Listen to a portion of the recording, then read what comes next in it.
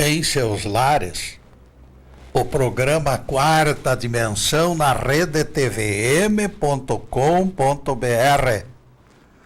o canal da maior e melhor cobertura local. 29 de setembro de 2017, 17 horas. Dia destes, alguém me dirigiu censuras rancorosas. Quando você disse que o decálogo perdeu validade, Getúlio, abriu porteiras para o crime, dispensou os filhos de honrar os pais, liberou roubalheiras sem freios. Sem os 10 mandamentos, Getúlio, a barbárie retornará.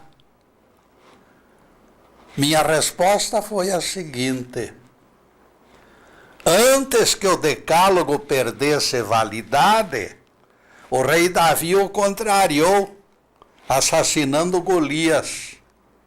Depois da validade vencida, pregadores cristãos procederam ainda pior, exaltando a violação do não matarás.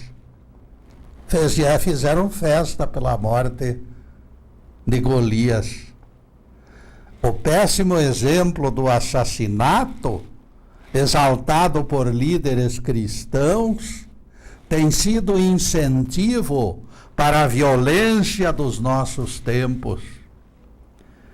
Escancarando a incoerência desses pregadores levianos, o apóstolo Paulo escreveu frases pertinentes. Quando pagãos sem lei mostram a lei escrita em seus corações e a consciência os acusa, a reação deles tipifica o Cristo juiz, flagrando culpas escondidas. Romanos 2, versículos 14 a 15. Isto revela as razões de que a consciência seja a única lei irrevogável. Todos os demais códigos foram criados para atender ao calendário da evolução. A dureza de coração dos homens justificou a temporária vigência destes temporários freios da crueldade.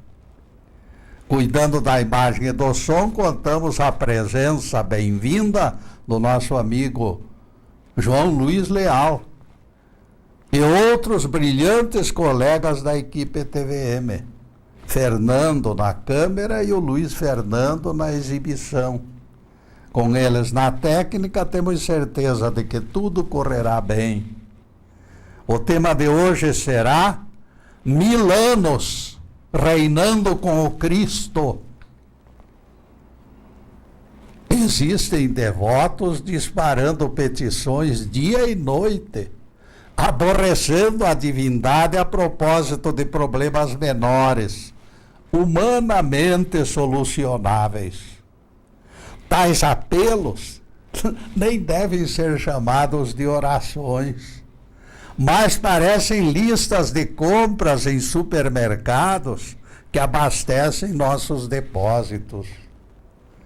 Propagandas de milagreiros têm feito crescer casta de religiosos que se julgam queridinhos do Papai dos Céus e intocáveis no que concerne a contrariedades. Será de bom alvitre analisar esta dependência com cuidado, em benefício destes nossos próprios irmãos iludidos. Arrisco afirmar que alguns desprezam recursos disponibilizados hoje em dia, mais por comodismo e preguiça. Eles querem tudo na mão. Preferem integrar a lista de pedintes compulsivos. Se o problema se encontra na saúde, múltiplas opções de tratamento lhes são oferecidas. Existem médicos especializados para todos os ramos da medicina e variados aparelhos e laboratórios de pesquisas.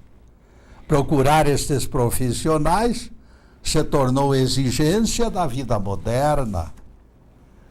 Não percebemos a razão para modificar a estrutura que a evolução vem aprimorando durante séculos e milênios. Achamos atitude inteligente considerar os médicos como braços da divina providência preparados para prevenir e curar enfermidades. O próprio Jesus, que possuía o dom de cura em alto grau, os indicava como caminhos de recuperação. Recordo as palavras do Mestre: os sãos não precisam de médico. Esta frase, construída de forma positiva, aponta socorro da medicina. Os doentes precisam de médico. É o contrário. Os sãos não precisam, mas os doentes precisam. Os que são sadios não precisam do recurso médico, mas quando Jesus disse isso, ele deixou implícita que os doentes necessitam do socorro médico, porque o médico é um produto da divindade, da inteligência da divindade que nos criou. A busca de socorro profissional não é falta de confiança em Deus, como alguns maliciosamente sugerem.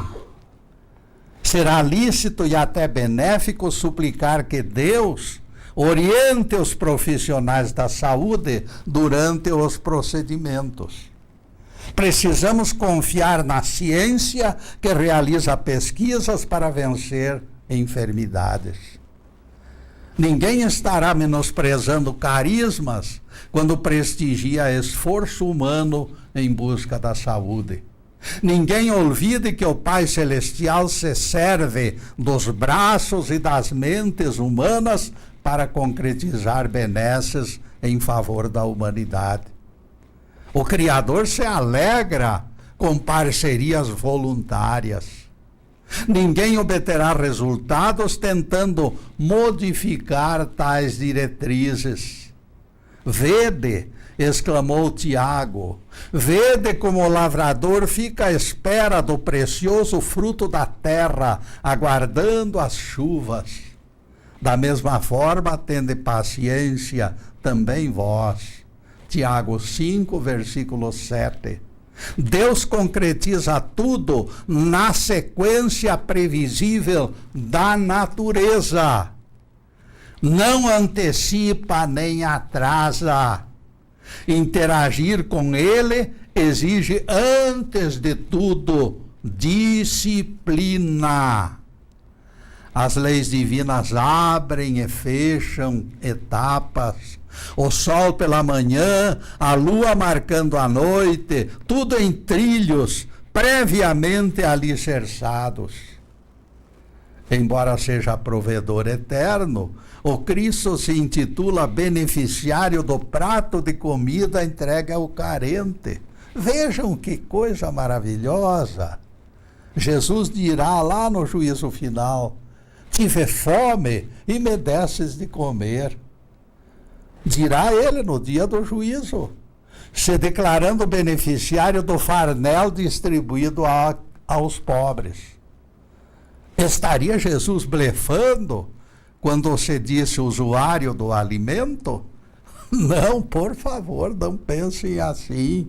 Não alimentem essa ideia sacrílega. Antes entendam que a afirmação mostra a elite dirigente do universo interligada com a massa de sofredores.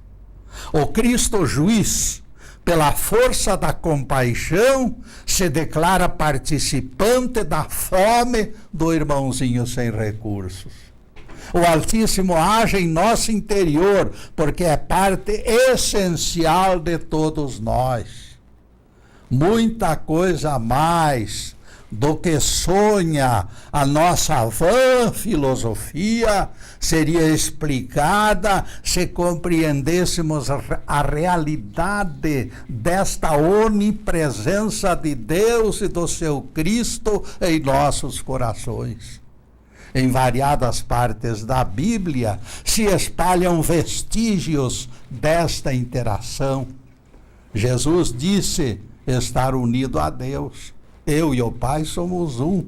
João 10, versículo 29. No entanto, ele foi mais longe, ampliou a prerrogativa, exclamando: Pai Santo, guarda-os em teu nome, para que eles também formem unidade conosco. João 17, versículo 11. O mistério da unidade aparece no contexto. Percebam que o próprio Velho Testamento nos fala da presença íntima de Deus, porque assim diz o sublime, que se encontra na eternidade. Eu habito no alto e santo lugar, mas pernoito da mesma forma com os contritos e abatidos de espírito, para vivificá-los e fortalecê-los. Por algum descompasso genético, os humanos não conseguem suficiente consciência desta presença de Deus. Emanuel, que significa Deus conosco, tem sido dádiva invisível que os homens buscam, mas não encontram, pelo fato da sua ignorância, da nossa ignorância.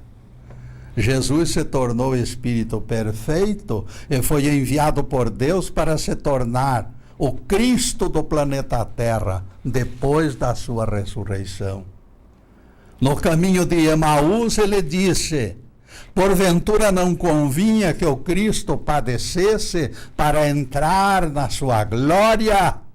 Lucas 24, versículo 26.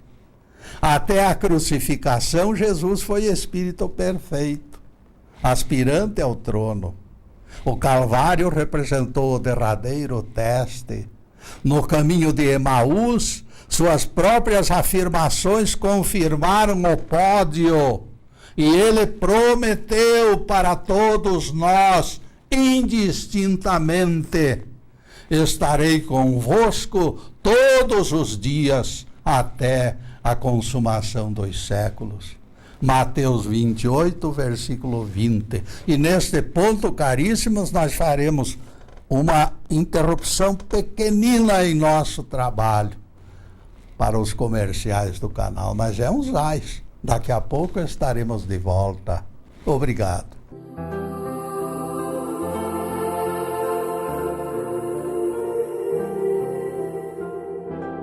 Já estamos no segundo bloco do programa Quarta Dimensão.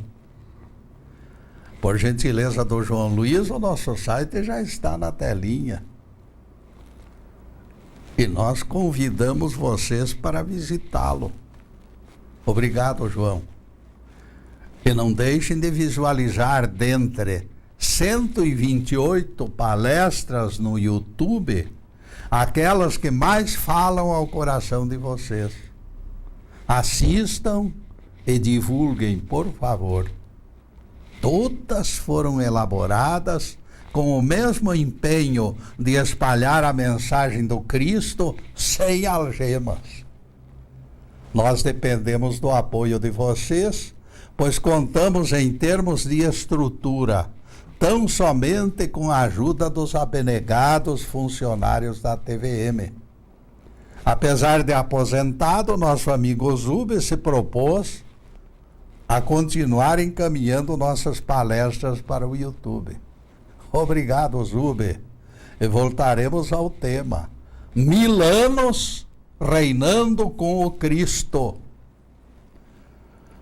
Jesus se tornara Espírito universal, assim como todos são acompanhados por anjos guardiães, nosso mundo passou a ser tutelado pelo Cristo planetário. Na expressão de João Batista, Jesus era a promessa redentora. Eis o Cordeiro de Deus que tira o pecado do mundo, exclamou João Batista, inspirado pelo Espírito Santo. João, capítulo 1, versículo 29. Por quê? Perguntarão vocês, Jesus é o Cordeiro de Deus que tira o pecado do mundo? A resposta se encontra no passo gigantesco que acontecera. A Terra alcançara destaque pela geração de intensa luminosidade. A partir daquele instante, o planeta jamais seria o mesmo. O filósofo William James definiu este milagre maior. Ele disse que passamos a viver corrente de consciência cósmica, influenciados pelo Espírito Universal, parcela da essência poderosa foi filtrada para cada cérebro humano. Eu penso igual ao James. Traduzindo, entendemos que o Cristo veio trazer algo da natureza divina para colocar em nossas almas. Assim como o escultor transforma a pedra bruta em escultura de anjo, o Espírito do Cristo interno é o agente que nos faz progredir espiritualmente. O Altíssimo se encontra mais perto de nós do que imagina o mais atrevido dos nossos sonhos. A presença do Cristo interno na consciência individual de cada pessoa explica o fenômeno da resposta diferenciada para cada demanda. Deus se encontra mais perto de nós do que nós pensamos. Isto adquire conotações fantásticas.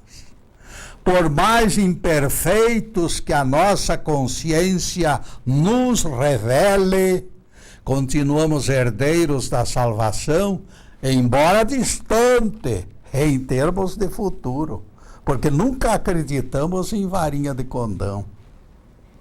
Nosso rabi foi audacioso quando interrogou os fariseus atônitos. Não está escrito na vossa lei? Vós sois deuses? Se ele, Jeová, chamou deuses aos ouvintes da palavra, e a Escritura não pode falhar, diz Jesus, por que a surpresa? A pergunta do mestre está lá em João 10, versículo 34 e 36. Veja lá. Percebam que o mestre apontou essa centelha no homem. Uma centelha da divindade no homem. Vós sois deuses. Foi anúncio do poder que se esconde, não ostensivamente, mas em semente, nas profundezas dos filhos do Altíssimo, que somos todos nós, indistintamente maus e bons. No campo fascinante da natureza humana, milhares de perguntas se encontram no limbo, sem respostas. Esta que considera os homens potencialmente deuses está entre elas. Outras, todavia, também nos embaraçam. Por mais sábio que se considere, esta pessoa terá ideia do mecanismo que produz revoluções químicas e elétricas em nosso cérebro. Veja que se trata do seu próprio cérebro, mas você ignora o que acontece com ele. Como explicar a retenção de acontecimentos na memória? Até onde a atividade cerebral poderá ser mensurada por eletroencefalograma? São tantos os dilemas esclarecidos que as descobertas da ciência deveriam merecer status de prodigiosas. Os advogados da separação da ciência e da fé que me desculpem, mas não vejo conflito entre essas duas vertentes. O Deus do mundo sempre foi salvaguarda da inteligência no mundo de Deus. Crescimento intelectual e moral são metas indissolúveis. No micro e no macrocosmos, o Criador é múltiplo. Os médicos e cientistas são seus acólitos, tangidos por idêntica intenção, direcionados para a simplificação das verdades eternas. Vocês já imaginaram criaturas com limitados 5 sentidos, de repente devassarem as entranhas das próprias origens, através da genética? Pesquisas sobre células-troncos surpreendem pelo notável esforço de personalidades acima da média.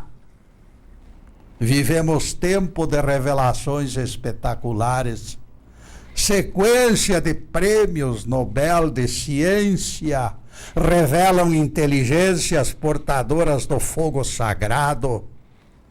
Somos obrigados a reconhecer a presença divina, inspirando estes luminares.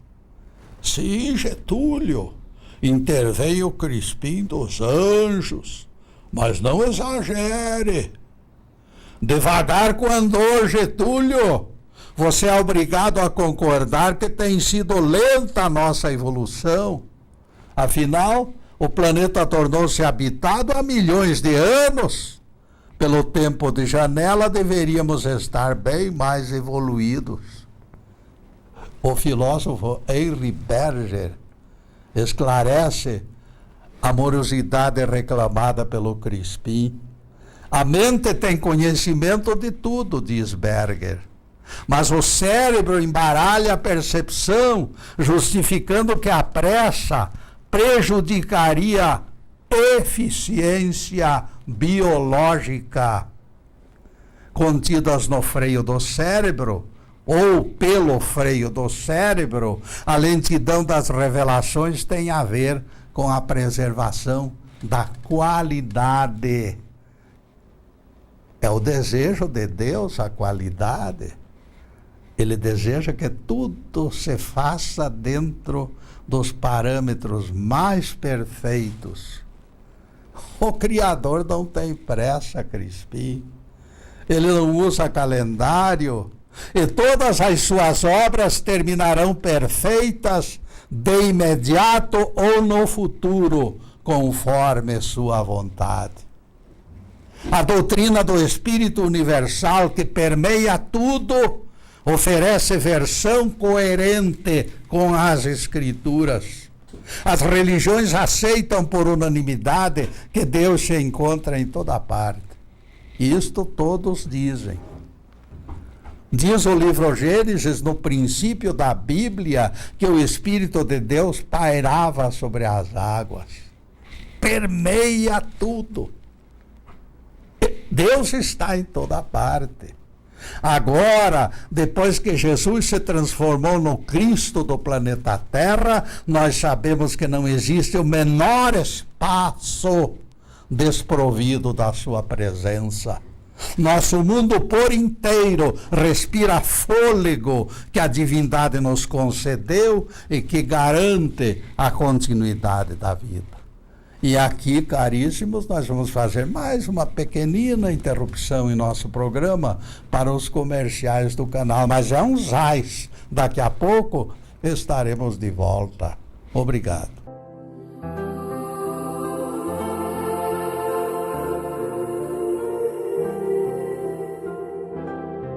Estamos retornando com o programa Quarta Dimensão, terceiro bloco. Para salvar o descanso sabático obrigatório, pregadores estão falando abobrinhas. Como biblistas compulsivos, eles consideram a Bíblia inteira como inspirada por Deus, de ponta a ponta. Esta intervenção, em nosso entender, deveria ser algo perfeito, sem mácula, o fim da linha em termos de beleza e verdade. Isso é o que nós pensamos. É o que deveriam eles pensar também. Porque Deus é a suprema inteligência. Se Deus inspira o escriba,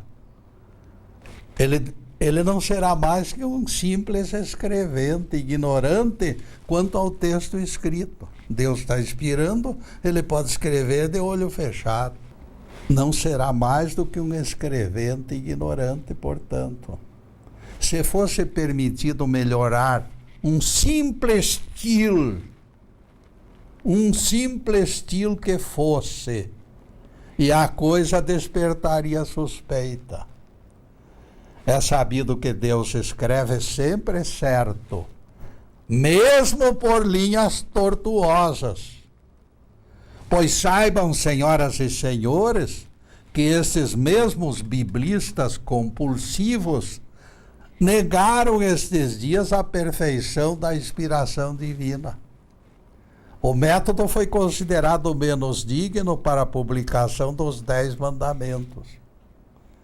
Disseram eles que Deus precisou usar seus próprios dedos para escrever o decálogo nas pedras. Porque a inspiração, de repente, passou para alguma coisa secundária, de segunda mão, pouco importante. Era preciso usar o dedo de Deus para valorizar o texto.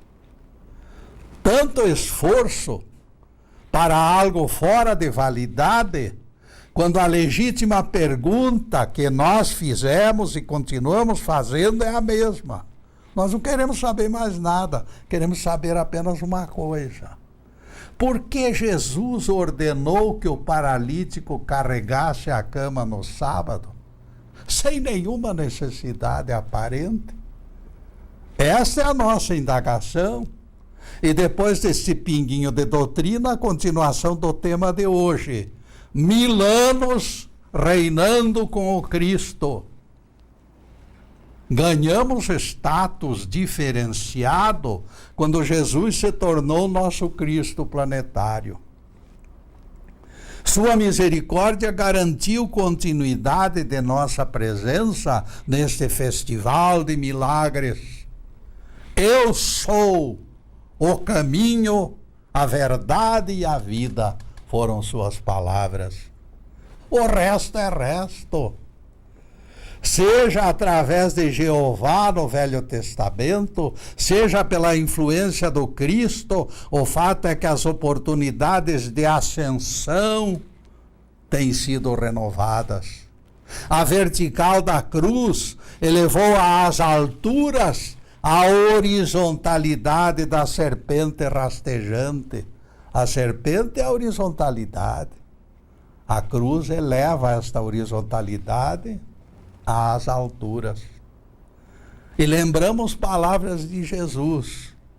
Assim como Moisés levantou a serpente no deserto, importa que o Filho do Homem seja levantado para que todo que nele crê tenha a vida eterna. João 3, versículo 14. As vítimas de picadas de cobras olhavam para o artefato fabricado por Moisés e ficavam livres do ferimento. Jesus tomou de empréstimo a cobra de bronze de Moisés e a tornou símbolo da sua missão redentora.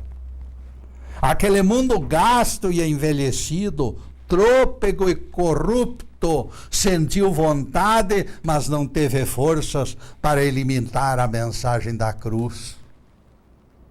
A serpente rastejante inocula veneno. A serpente exaltada, aquela que subiu pela cruz, como antídoto, ela cura. Nesta altura do campeonato, o Crispim retorna ao meu encontro, fuzilando Getúlio. Ele me chama pelo nome e logo expõe a sua dúvida. Eu lhe pagarei sorvete de ameixa se você interpretar direitinho o seguinte texto, Getúlio. Bem-aventurado e santo é aquele que tem parte na primeira ressurreição. A segunda morte não terá poder sobre eles, e se tornarão sacerdotes de Deus e do Cristo, e reinarão com ele durante 1000 anos. Apocalipse 20, versículo 6. De propósito, esclarece o Crispim, eu escolhi este texto para mostrar que o intercâmbio entre os eleitos e o Cristo tem prazo de validade, Getúlio. Eu peguei tuas palavras. Simbolicamente, o Apocalipse fala em 1000 anos. Seja quanto for, ou menos ou mais que 1000 anos, como viverão eles sem a muleta do Cristo? Porque essa mamata vai acabar, diz o Crispim. A minha indagação, Getúlio, basicamente é esta. Antes de qualquer comentário, Crispim, eu prefiro desfazer algo incorreto na sua fala. Você diz que a influência do Cristo sobre os aprendizes perderá validade ao completar 1000 anos. Não é verdade, Crispim. A questão não será perda de validade, porém, superação da ignorância. Ocorrerá aos 1000 anos o término de todas as fraquezas e dúvidas dos que foram aceitos na terra higienizada depois do juízo final. Todos lembram que o mestre disse: muitas coisas tenho a dizer, mas vós não as podeis compreender agora.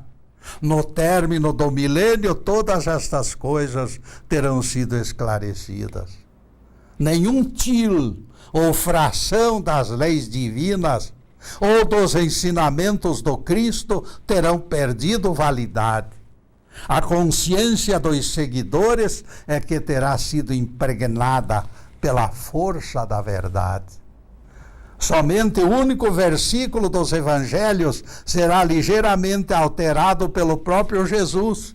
Ele vai modificar um versículo, e este versículo é o seguinte: vós, porém, não serão chamados mestres, porque um só é vosso mestre, e todos vós sois irmãos. Mateus 23, versículo 8.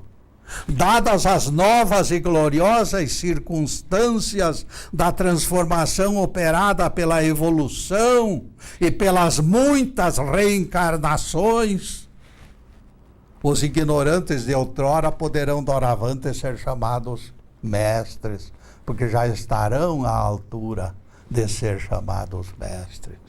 O próprio Cristo avalizará e assinará o diploma dos renascidos pelo Espírito. Estes são os legítimos. Aqueles que falam por aí são pretensiosos, e isto é que eles são. Estes ocuparão por direito e por obras os encargos de herdeiros legítimos das promessas. O resto, meus amigos, é tudo estelionato. Não cabem varinhas de condão, nem fadas madrinhas distribuindo benesses imerecidas em nome da justiça mais alta. São necessárias perseverança e coragem para completar o milênio da maioridade espiritual. Quando alcançar a maioridade, tem direito ao diploma. Graças a Deus, eu creio na reencarnação, que me fornece argumentos para entender as leis divinas. falando da nova terra de após juízo final, Isaías registra a promessa de Jeová: os meus escolhidos herdarão a terra e os meus servos habitarão nela. Isaías 65, verso 9. Existem pregadores levando os membros de suas igrejas diretamente para o sétimo céu, contrariando a predição de Isaías. Vejam que Jeová aponta o chão planetário como domicílio dos escolhidos pelo Cristo juiz. Eles edificarão casas e nelas plantarão vinhas e comerão dos seus frutos. Isaías 65, versículo 21. Não me consta que no paraíso alguém precise construir casas. É tão grande a sede de espalhar confusão por parte de pregadores mal informados que um deles largou potoca de lascar a boca do balão. Escutem o que o sujeitinho teve coragem de divulgar. A terra vai ficar vazia e escura, disse o pregador, perdido de corpo e alma nas alegorias de Apocalipse. Caríssimo pregador, me escute. Talvez você não tenha conhecimento, mas Jesus, no Sermão da Montanha, prometeu que os mansos herdarão a terra. Procure em Mateus 5,5 e você confirmará o que eu digo. Desde que entramos em acordo neste ponto, amigo pregador, eu gostaria que me respondesse a seguinte pergunta: você já imaginou Jesus entregando aos mansos um planeta monstruoso, desconfortável, vazio e ainda na escuridão? Pelo menos é isto que você prometeu no seu programa televisivo. E neste ponto, caríssimos, nós vamos fazer mais uma pequena interrupção em nosso programa para os comerciais do canal. Mas é um instantinho só. Daqui a pouco estaremos de volta. Obrigado.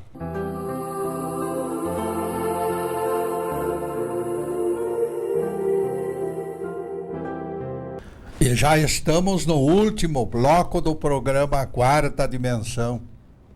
E lembramos as tardes de sextas-feiras, quando comparecemos aqui para divulgação da Bíblia e do Evangelho. Na próxima sexta-feira, às 17 horas, voltaremos com outro assunto de incentivo ao progresso espiritual. Agora, os últimos questionamentos sobre o tema de hoje: 1000 anos reinando com o Cristo. O Sermão da Montanha promete: bem-aventurados os mansos, porque eles herdarão a terra. Quando alguém define testamento para entrega de herança, com certeza a doação representará sempre algo benéfico e agradável. Notícias catastróficas não cabem no convite que será feito pelo Cristo juiz. Vinde, benditos de meu Pai, entrai na posse do reino que para vós está preparado desde o começo do mundo. Mateus 25, versículo 34. Vocês já pensaram aquela multidão receber um reino escuro e vazio? Vazio de esperança, vazio de amor, vazio da presença de Deus. Pelo que aquela escuridão só pode ser isso. Pelo tanto que eu conheço da generosidade de Jesus, eu acho bem mais coerente estudarmos a versão do profeta Isaías sobre os beneficiários do juízo final. Está lá no capítulo 65, pode ler. Não será com a mente repleta de preconceitos que alguém vai remexer alegorias de Apocalipse. O resultado será sempre catastrófico e até mesmo assustador. Ademais, é importante que todos entendam: serão estas criaturas não violentas que reencarnarão muitas vezes para completar os 1000 anos do governo em moldes cristãos, depois do juízo final. Será um governo, aquele sim vai ser um governo cristão, caríssimos. O Apocalipse define que este governo vai ocorrer com a participação da geração de Jesus. Jesus não vai perder tempo vindo aqui governar, não. Ele governa através da inteligência cósmica que será instalada neste planeta. E com isso eu concordo, em gênero, número e grau. Aliás, acrescento algo que precisa ficar esclarecido. Vejam que enquanto detentores de corpos físicos, a morte, embora tardia, continuará acontecendo. Se o mestre aponta 1000 anos e define seus contemporâneos reinando, isto sinaliza que aquela gente terá que reencarnar para completar estes 1000 anos. Não vão ficar para a semente aí, conservando 1000 anos o mesmo corpo. Isso é absurdo. O profeta Isaías aponta a longevidade deles, mas igualmente define a morte nos seus corpos em tempo compatível. A Bíblia confirma o que eu digo, escutem. Não haverá crianças vivendo poucos dias, nem velho que não cumpra os seus, porque morrer aos 100 anos será morrer ainda jovem. Isaías 65, versículo 20. Após o juízo final ocorrerá longevidade, mas o desencarne ocorrerá tardiamente, mas ocorrerá. Aliás, as revelações de Isaías, em seu esclarecedor capítulo 65, falam de regozijo e alegria, longe de escuridão e catástrofes. Jeová proclama: eis que crio novos céus e nova terra, e não haverá lembrança das coisas passadas, nem serão acalentados males em seus corações. Isaías 65, verso 17. Gemido desalentado escapa da garganta do Crispim, quando ele retorna ao campo de batalha, ainda acreditando nos seus argumentos. Ele volta aos 1000 anos declamando o texto de Apocalipse. Depois que os 1000 anos forem cumpridos, Getúlio, será desamarrado Satanás e seduzirá as nações nos 4 ângulos da terra e as congregará para a batalha. Apocalipse 20, versículo 7.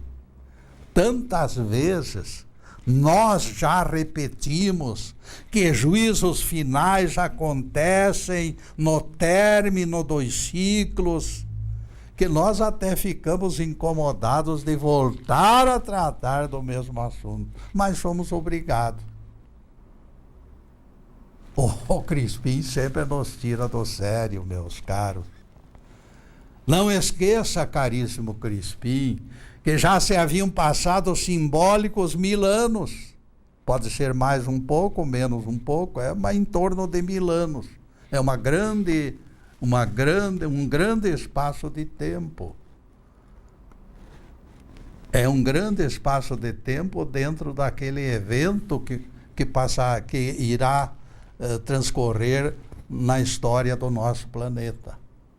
O trem deslizou pelos trilhos para mais de milênio. Estes não violentos que governam a terra com Jesus, inspirados por Jesus, não serão perturbados pelos malignos. Porque esta ocorrência, meu amigo, vai se desenrolar em outro planeta, não é aqui. O universo não é só o planeta Terra. O livro sagrado se refere ao juízo final daquele outro mundo para os quais foram expulsos os terráqueos infratores. Ninguém estranha a palavra terra contida na profecia. Os escreventes da Bíblia nada sabiam de outras moradas da casa do Pai. Eles usaram o vocábulo aleatoriamente, enxergando a figura desenhada na visão profética. 1000 anos simbólicos depois do próximo juízo final, até nossos políticos corruptos já estarão mais ou menos regenerados. Alguns poderão ser salvos pelo Cristo daquele mundo, porque o tempo passou, os 1000 anos se consumaram e realmente aquela será uma nova geração que estará sendo julgada. A parábola das 10 virgens define com acerto essa nossa tese. Vejam que o mestre não diz: o reino dos céus é semelhante a 5 virgens sábias. Bem ao contrário, Jesus afirma: o reino dos céus é semelhante a 10 virgens. As virgens imprudentes são incluídas no mesmo caldo. Elas são aquelas que citamos há pouco e que, através da reencarnação, completaram o aprendizado. Dentre os filhos de Deus não existem irrecuperáveis. Água mole em pedra dura, tanto bate até que fura. Tanto maus quanto bons alcançarão a glória do conhecimento da verdade. As escolas planetárias foram edificadas com este objetivo. Uns demoram menos, outros demoram mais. Todavia, o destino final de todos nós será idêntico. Todos seremos salvos. As virgens sábias e as virgens imprudentes, todas elas pertencem ao reino dos céus, na sábia avaliação do nosso querido mestre. Todos receberam braços e mãos do Criador em parcelas de poder divino. O livre-arbítrio permite que todos escrevam suas histórias. Sementes continuarão sendo plantadas pelos séculos dos séculos, definindo escolhas certas ou erradas. O tempo de permanência em planetas inferiores será resultado de tais escolhas. E a perseverança completará as nossas oportunidades. Jamais alguém se perderá, porque o Pai das alturas tem muito espaço e tempo para conceder às virgens imprudentes. Louvado seja Deus. Que o Senhor nos abençoe e nos guarde. Que o Senhor faça resplandecer os seus rostos sobre nós e tenha misericórdia de nós. Que o Senhor sobre nós levante o seu rosto e nos dê a paz. Louvado seja o santo nome de Deus, nosso Pai. Louvado seja o nome valioso, precioso do nosso querido Mestre. Muito obrigado, meus amigos, por esta presença maravilhosa. Muito obrigado, e que as bênçãos de Deus se derramem pródigas sobre todos, suas famílias, todas as pessoas, especialmente aqueles que estão enfermos. Que as bênçãos desçam prodigamente, mas que acima de tudo tenhamos dentro do coração a tocha do amor. Muito obrigado, meus amigos, e boa noite.